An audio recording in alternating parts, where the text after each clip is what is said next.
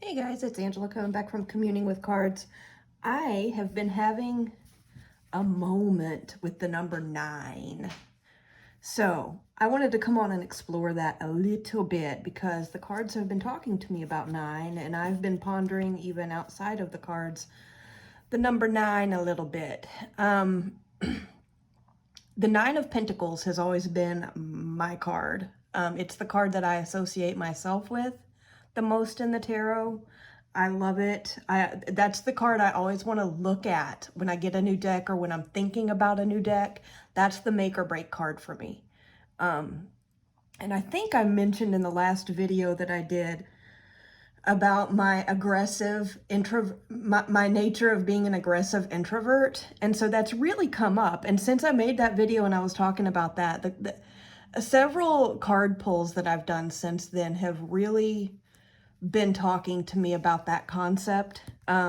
So what I wanted to do, well, another thing prompted this actually. So Benny, the Fool's Apprentice, is going to be doing a really super cool series on his channel and within the Facebook group, I think. I don't have the full details of it, but what he's going to do is go through all 78 cards in a tarot deck and allow somebody to be a guest to talk about that card. And he took, he asked, which card would you like to do if you're interested to do it? So I chose the 9 of Pentacles, and he chose me. I asked for the 9 of Pentacles and he chose me. So I think that's going to be a series that he does a little later on, like not, this month or anything. But so I've been thinking about the 9 of Pentacles a lot. So first, I have a spread or a card pull, not a spread. I don't really work with traditional spreads. I've told you guys a million times. But I had an interesting card pull that really kind of called me out on my 9 of Pentacles aggressive introvert tendencies. And so I've been doing a lot of really deep thinking about it, like while I'm falling asleep, while I'm working, while I'm doing whatever. And so I wanted to dive into not just the 9 of Pentacles, but the 9s in general, because 9, it's close to the end of a suit, right? The 9s, if you look at it numerologically. So you would think you're getting toward completion, that kind of thing. But one thing that I've noticed is that 9 is a very lonely number in the tarot. And the not just the minors, but also the majors. So I didn't pull every tarot deck I have, obviously. But I went through a couple of my decks and I pulled out all the 9s. And I just really want to go through them. So let's start with just a regular Rider-Waite-Smith. This is the Centennial in the 10. Do I have the box? Yeah. This is the Rider-Waite-Smith Centennial in a 10. I love this little deck. It's lovely. I forgot to pull the Hermit in this, but the Hermit is number 9 in the majors, right? Okay, so let's just start out with my 9 of Pentacles. Let me zoom it in a smidge here. Okay. Ooh, my new tripod light I'm going to have to get used to this. Okay, so the 9 of Pentacles, you see the lady, she's in her pretty robe, she's got her garden, she's got her pentacles, she's got her bird that she talks to, but she is totally alone. There are no other people in this card. So when I think about this card, and I think you can find in it a lot of books and guides as well. And I actually do have a book over here to the side that I'm going to share a little bit of information out of regarding the 9s and some of these individual cards. But you think about this lady, I mean, it doesn't have to be a female, but you think about this figure who is independent. The figure has really, built a life for themselves. They're comfortable in it, but they don't have other people. It's very much a card of independence, which is one reason that I really like the 9 of Pentacles, because, that in a lot of ways is kind of how I look at my life. It's also a little bit of isolationism, but that's another story. 9 of Wands, this is a card that's been popping up for me a whole lot lately. So, you see this guy, he's kind of bandaged, he's a little bit beaten up, right?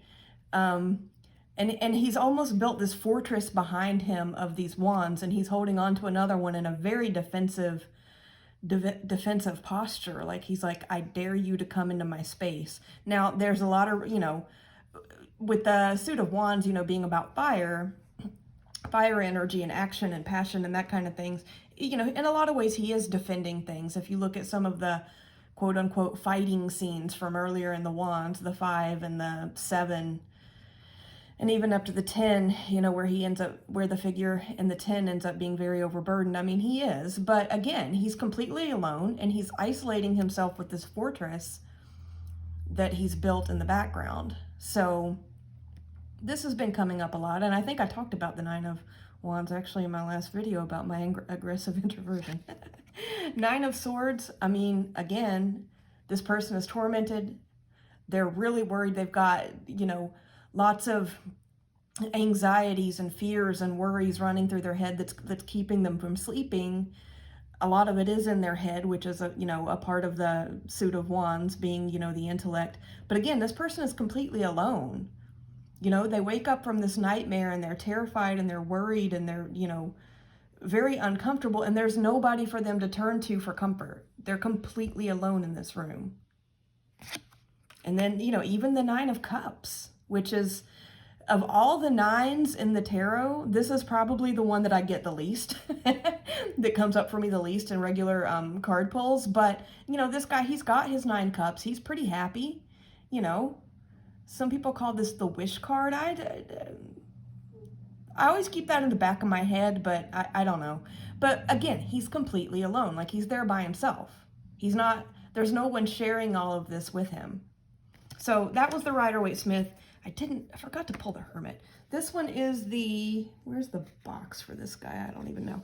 Farron Pinter Tarot. It's really unique little art deck. Oh, this one's shiny. That's going to be a problem with this light. So here's the 9 of Cups. You've got the guy hanging out on his chair, enjoying his music and his feelings and such. But again, all alone.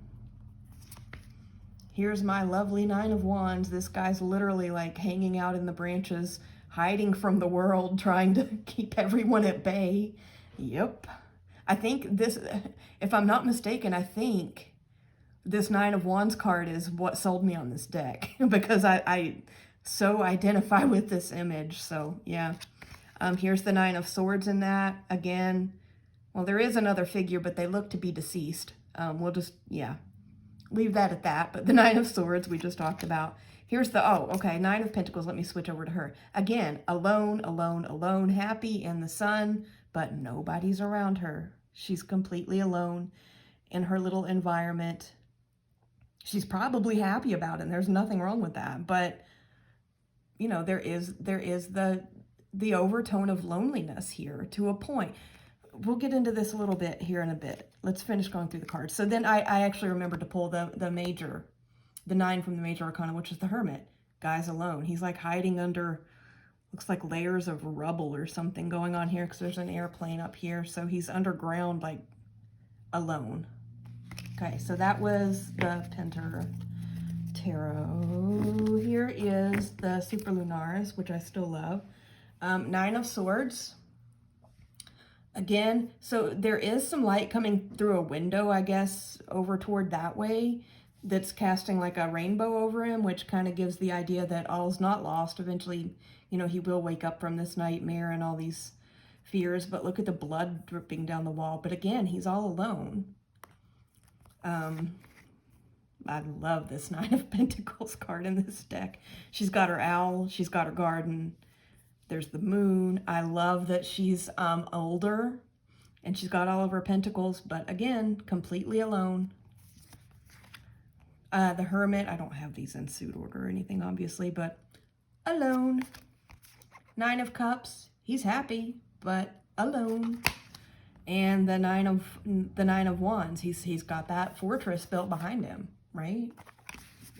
So that was Super Lunaris. Let's go to Tarot of the Abyss. I haven't looked at this. I haven't used this one in a while. I need to. 9 of Swords, again, tormented. You can see these shadows of hands, but those are like the nightmares, right? They're not a real person or a real figure. Tormented. When she wakes up, when this figure actually wakes up from this nightmare, nobody's going to be there to, like, calm her down. She's alone. Nine of Pentacles. Again, I love that this is not a younger figure. It's one thing I love about this card in the Tarot of the Abyss deck. She's got her garden. She does have a little bird, which the other two have had birds too. There was the falcon in the RWS, and then the owl in the Super Lunaris. So this one's got like, this lady has like it looks like a baby bird, but again, she's alone. She got her fence. That's important. She has her fence, fencing in her little area. Maybe to keep others out. I don't know. The Hermit, alone.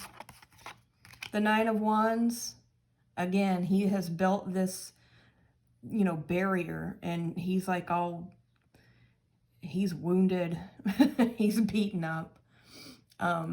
Alone. Nine of Cups, again, all this beauty, all of these things that are creating a sense of satisfaction, but it's a lonely it's an isolated satisfaction.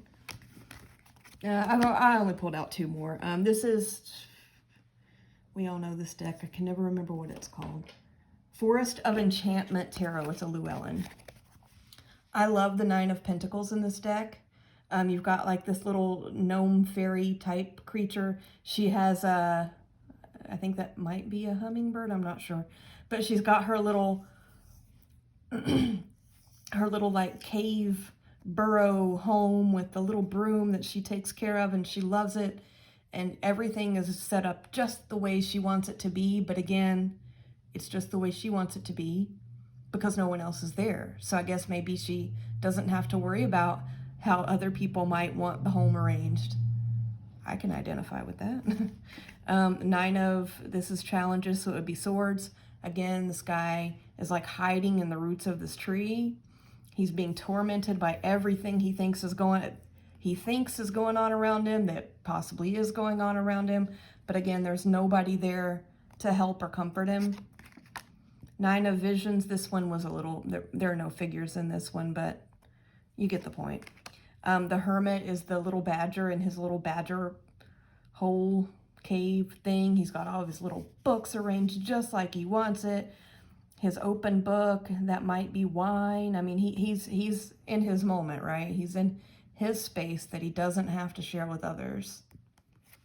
And then the Nine of Spells, which is wands. You can see this figure, she's casting a circle, it looks like, to protect herself, to stay, you know, to keep others out of whatever space that she's wanting to hold. And I have one more deck with the nines pulled out, and that is my Pensive Tarot, which I love. Nine of Swords, this guy is in complete agony. Nobody to help him, by himself. The Hermit, I love this Hermit card. Alone. The Nine of Cups, this lady with all of her balloons.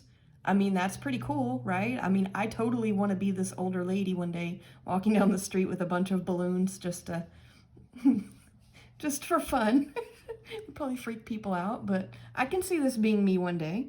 But nobody's with her to share these balloons, right? She's just got them all to herself.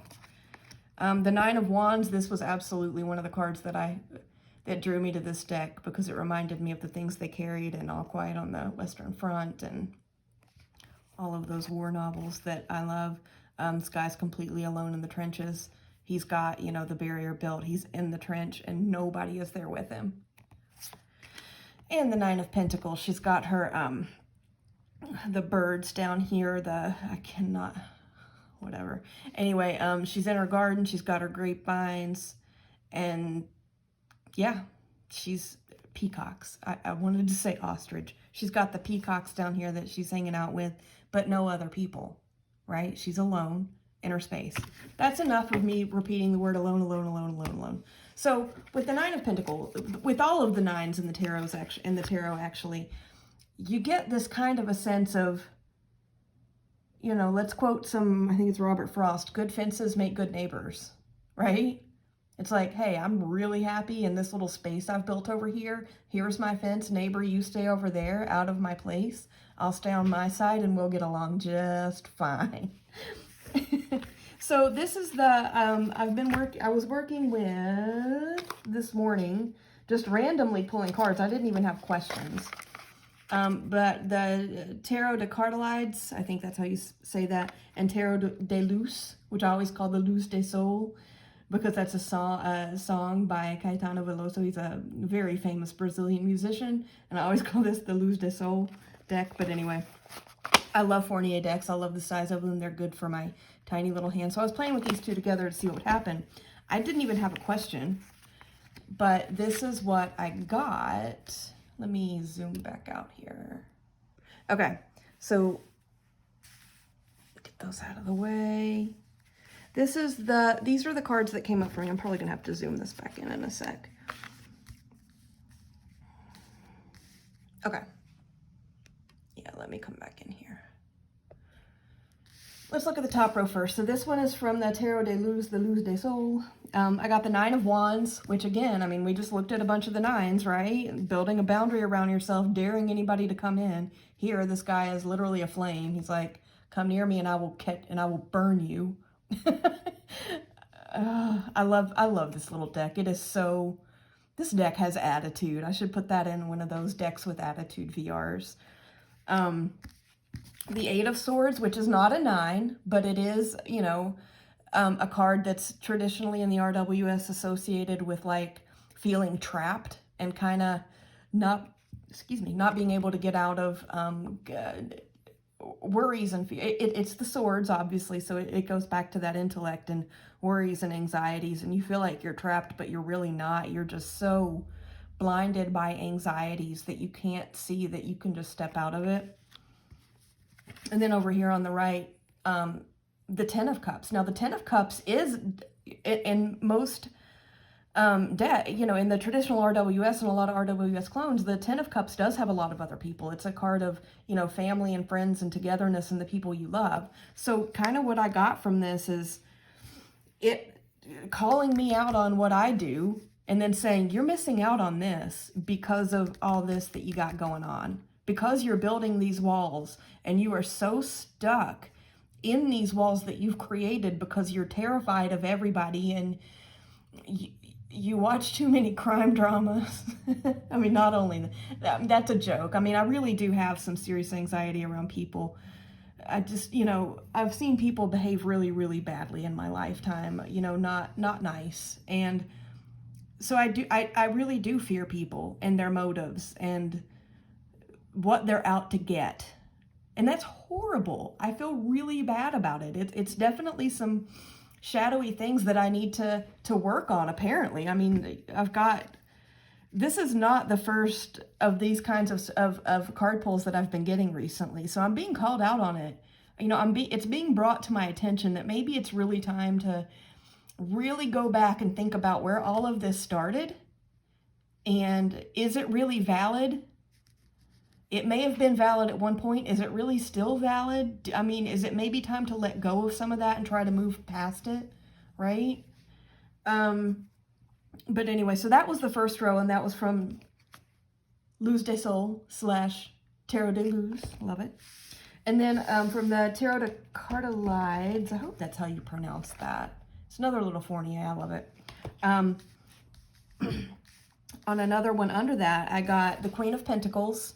The Queen of Pentacles is a little bit more social, but she's also not really shown with a lot of other figures in the cards. Had some lint on my hand there. But as a queen, she is known for being more supportive and, you know, blah, blah, blah, blah, blah. But in the suit of Pentacles of all of the queens, so of the queens in the tarot, in the court cards, I feel her as being a little bit stubborn. So I need to do a court card video because I have some interesting feels on the court cards. But anyway, she's still alone, but she is in that Pentacles realm, which is, you know, the 9 that I associate with the most. So I got that. Again, I got the 10 of Cups with vodka. That's fun. I didn't notice that when I looked at this earlier. Anyway, so I've got the 10 of Cups here, again, showing me what I could have. And then, okay, so back to this. A little bit of stubbornness. I do get that a little bit with the Queen of Pentacles of all of the queens in the courts. The possibility of the 10 of Cups. But then I've got the Temperance card, which is, if I'm not mistaken, Temperance is my card. Yeah, last year was the death year for me, which totally was a thing. And this year I've got Temperance. So I think it's kind of, so let's go back. So here's the walls I'm building. I mean, good fences make good neighbors. Good fortresses make better ones, I guess, in my opinion, at this point in my life. The worry and the being trapped by your own anxieties and fears and assumptions and such is what causes me to do this. And this is what I'm missing out on, right? This is what I'm never going to have if I keep this up.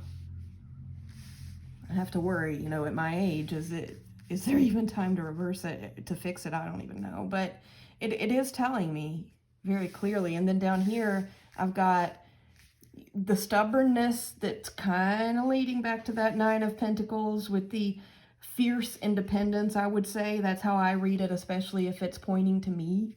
The Ten of Cups, which is what is possible if I can put that in the middle and really temper some of these things. Really bring these things into balance and let them come together. Let them kind of alchemize together to create an energy that I've not ever really embodied before, which is that balance between allowing people in and, I mean, and really forcing people out, basically. I mean, there is a lot of really stubborn and very active, intentional energy into this for me. I mean, I'll totally call myself out on it because I know I do it. So, yeah, I thought that was really interesting. So 9, according to me at this moment, is the loneliest number.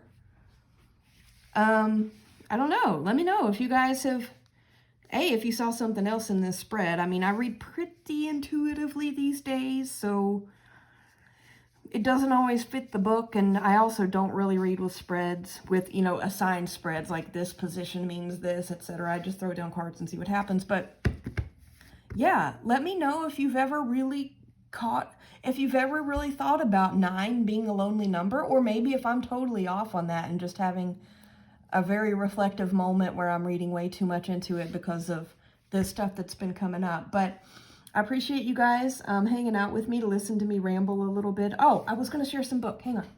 I've been reading this book. It's called The Spiritual Tarot: 78 Paths to Personal Development by Signe Eccles, Robert Mueller, and Sandra Thompson. It's a really good one. This book is actually really good. It's got a lot of information in it. It's not available on Kindle, which is where I usually read because I like being able to fall asleep in the middle of a paragraph and not lose my spot. But I did highlight, I bookmarked a couple little things here. So for the 9 of Pentacles, sorry about people driving down the street with no muffler. Why? So each one of the entries for the cards, when it goes into the card explanation, starts with kind of a message from the card, and then it goes into, you know, more commentary. So the message from the 9 of Pentacles in this book says, I am content to be here alone on my property. I deserve this good life. I've become used to it, so I don't really need any other people around for fulfillment. Yup. I thought that was really, really interesting. And then the 9 of Wands, I marked something here too. The 9 of Swords and the 9 of Cups entries in this book didn't have the wording exactly how I was looking for it, but the other two did. So they did validate me a little bit. So with the 9 of Wands or Rods, it says, this is again in the message from the card, some of the negative attitudes I bring from my past show up as a tendency to be overly cautious, lonely, self-absorbed, and entirely too inhibited. I wonder if I ought to throw away the conventional and do something truly innovative. Yeah. So yeah, I thought that was interesting. If you guys haven't, I hadn't really heard of this book. I don't remember. Tea and Tarot and Witchery is the podcast, is the channel that was doing some book reviews, I think. And she mentioned this book, and it took me, because I was looking for it on Kindle, and I actually had to like go outside of the Kindle store and get the physical copy. I didn't find it immediately, but I've been reading through it, and it's actually really, really nice. So I highly recommend this. So anyway, let me know what you guys think. If you've ever noticed that tendency with the 9s to be super lonely and a little bit aggressively introverted.